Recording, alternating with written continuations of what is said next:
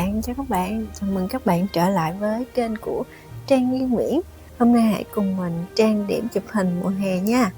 Vì là mùa hè nên sẽ có một chút gì đó hoa lá cỏ cây, cho nên hôm nay mình sẽ biến tấu và hóa cách một tí để cho nhìn cho nó thật là xinh tươi, giống như là một nàng tiên bướm vậy. Nào hãy cùng mình trang điểm nha. Mình đã có skincare với serum và kem dưỡng rồi, bây giờ mình sẽ đi vào trang điểm luôn nha. Trước khi trang điểm thì mình sẽ xịt qua một lớp xịt khoáng để cho da nó ẩm hơn một chút.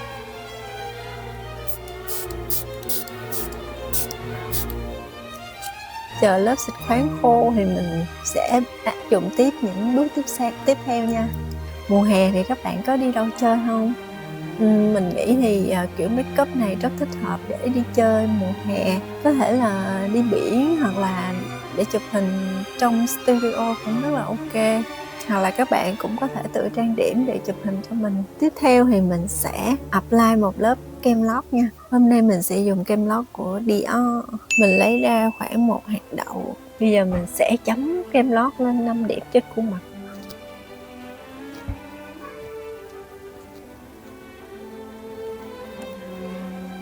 Để lớp nền trông mịn hơn và giữ được lâu hơn thì các bạn nên tẩy da chết cho mặt khoảng 2-3 lần một tuần và dưỡng ẩm, cấp ẩm sau đó để cho khuôn mặt luôn có độ ẩm nhất định thì sẽ giúp cho lớp nền nó sẽ, còn lớp kem lót tốt thì cũng giúp cho lớp nền mịn và giữ được lâu trôi hơn nha các bạn. Sau khi kem lót đã thẩm thấu vào da rồi thì bây giờ mình sẽ chuyển qua lớp kem nền hoặc là cushion. Hôm nay thì mình muốn cho nó mỏng nhẹ cho nên mình sẽ dùng cushion nha. Hôm nay mình dùng cushion của Missa là màu hồng. Loại này mình thấy giá rất là bình dân nhưng mà dùng cũng rất là tốt. Nó hợp với lại da của mình. Da mình là da hỗn hợp thiên dầu. Còn nếu mà da được tẩy da chết đầy đủ và cấp ẩm đầy đủ thì dùng kem nền cũng đẹp. Những lúc mà mình dùng retinol đó, da được tẩy da chết thường xuyên nên là đánh kem nền nó rất là ăn mịn. Dạo này mình đang có kế hoạch khác nên là mình tạm thời dừng retinol lại, cho nên là cảm giác da nó không có được căng bóng như lúc dùng retinol nữa. Rồi, sau khi đánh cushion xong thì mình sẽ treo khuyết điểm ở quầng thâm mắt và những chỗ mà có đốm nâu hoặc là những chỗ bị mụn hay là thâm nha. Treo khuyết điểm thì mình vẫn dùng của The Sham. Vì mình dùng loại này mình thấy nó rất là ổn rồi, không có cần phải thay thế nhiều loại khác nữa. Mà xài cũng lâu hết do mình ít trang điểm. Sau đó sẽ dùng bông mousse để dặm lại nha.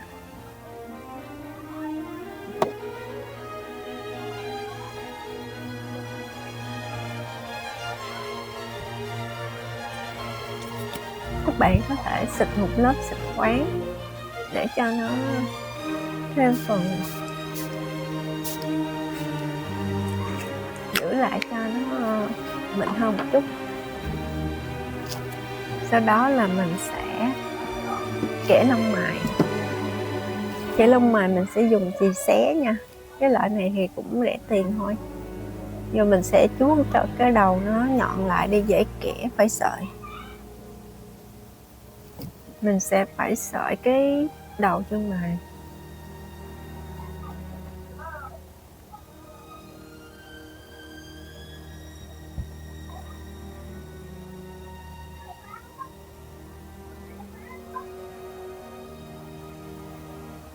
Và vẽ bên còn lại luôn nha.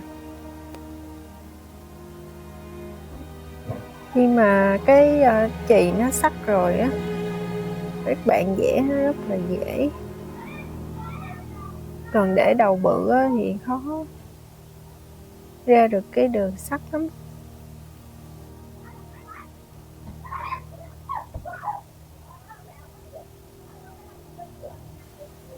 Và mình sẽ dùng, bây giờ mình sẽ dùng mascara dành cho chân mày nha, để cho nhìn chân mày nó nhạt lại. Mình sẽ dùng mascara màu nâu tự nhiên.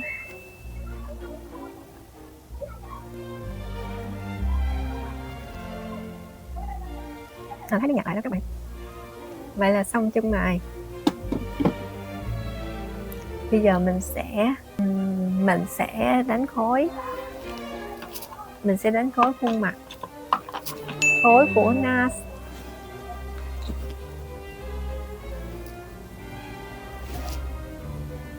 Nhấn vào sống mũi. Nhấn vào sống mũi để thấy nó cao hơn một chút.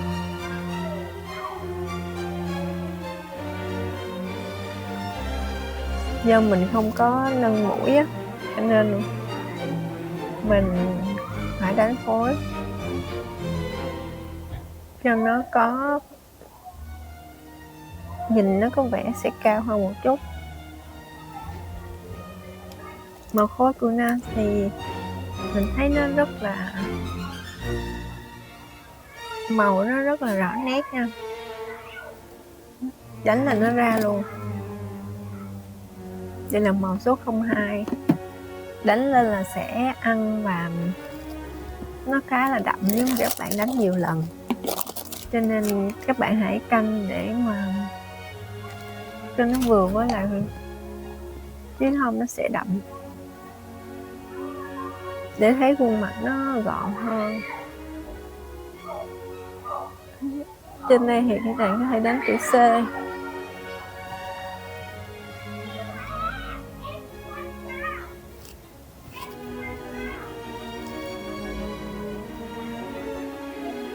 Tại vì gò má của mình nó hơi tròn á và cao quá.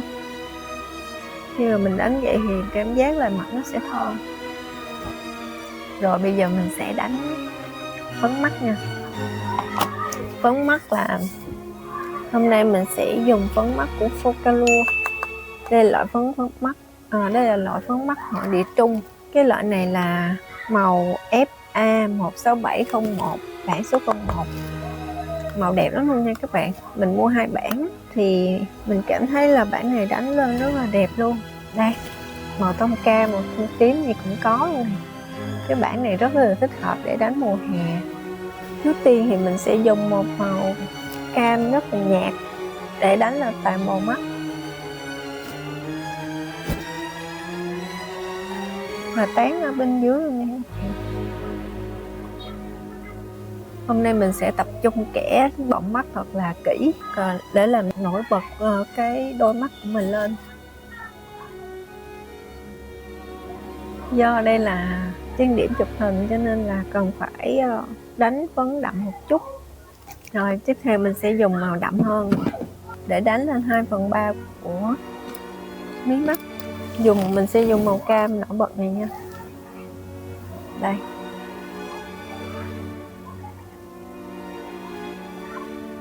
Nó màu rất là đậm luôn các bạn. Đây là bản phấn mắt rất là đáng để mua nha. Và mình cũng sẽ đánh ở dưới mắt dưới. Dùng màu này để đánh bọng mắt luôn thì cũng rất đẹp. Rồi và mình sẽ hoàn thành luôn bên đây.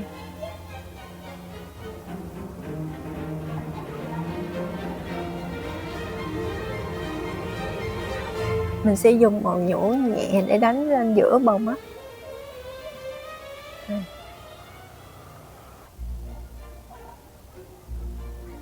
Rồi mình cũng sẽ đánh nhũ cho phần mắt dưới.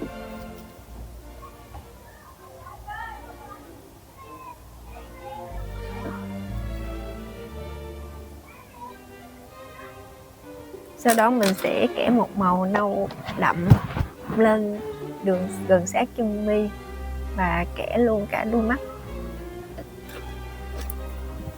Mình dùng cái cọ này và chọn màu nâu. Đây. Kẻ vào sát đường nước mắt.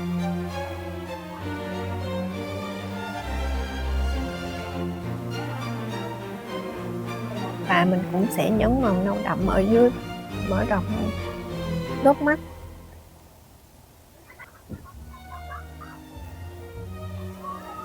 Còn lại một chút ít mình sẽ vẽ ở dưới bọng mắt và tán đều. Và bên còn lại mình cũng vẽ như vậy nha.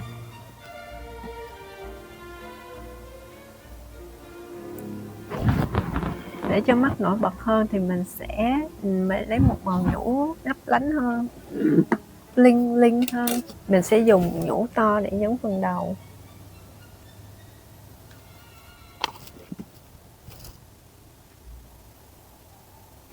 Và mình sẽ kẻ eyeliner nha. Eyeliner hôm nay mình dùng của Pink Flash.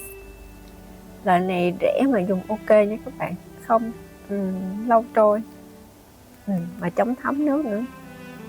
Mình rất bất ngờ với lại cái loại eyeliner này. Giờ mình sẽ vẽ đuôi mắt.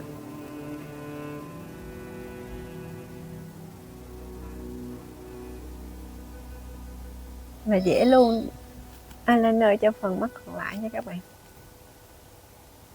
Mình sẽ vẽ mi mắt dưới bằng màu eyeliner màu nâu nha. Mình dùng mascara của DC. Chịu khó chải cho nó sát cái chân mi luôn thì nó mới cong, mà nó dày được nha các bạn. Bây giờ mình sẽ đánh phấn má hồng. Phấn má hồng thì mình cũng dùng bảng màu mắt của Focalo luôn, cho nó hài hòa với lại cái màu mắt. Mình sẽ dùng màu này nha.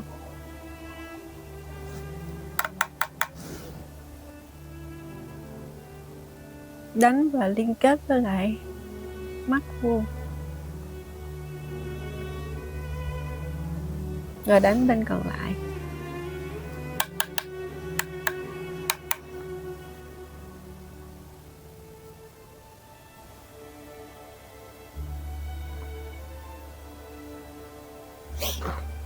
Là xong rồi. Bây giờ mình sẽ đánh highlight. Highlight thì mình cũng sẽ dùng bảng mắt này luôn nha. Dùng highlight màu trắng. Đánh sống mũi.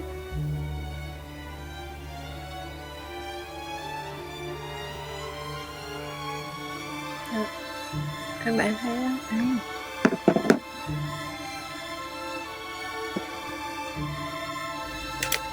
Dùng bảng khối của Vessi. Mình sẽ dùng màu trắng để nhấn những chỗ mà như là ở khóe mắt nè. Đó.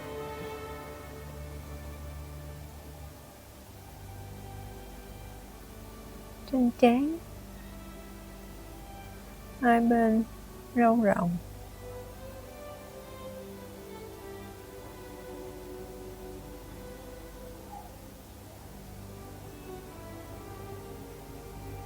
Phấn của Vessi thì nó sẽ bụi hơn là của Focalo, nhưng mà mình dùng thấy cũng ok.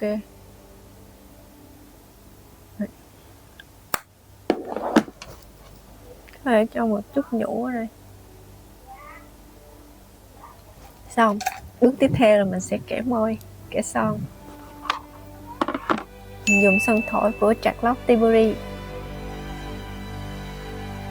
Sau đó dùng son kem của Inga. Đây là màu Vintage Grit.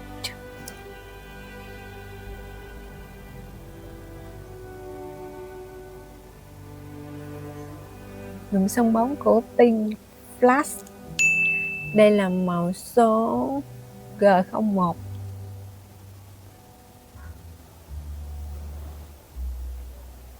Bây giờ mình sẽ đánh phấn phủ nha. Mình dùng phấn phủ của Laura Mercier.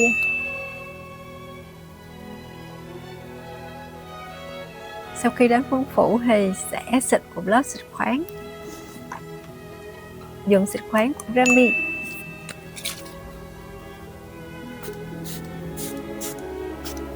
Sau khi mà lớp xịt khoáng khô thì mình sẽ dán hộp. Đây là bước rất là thú vị.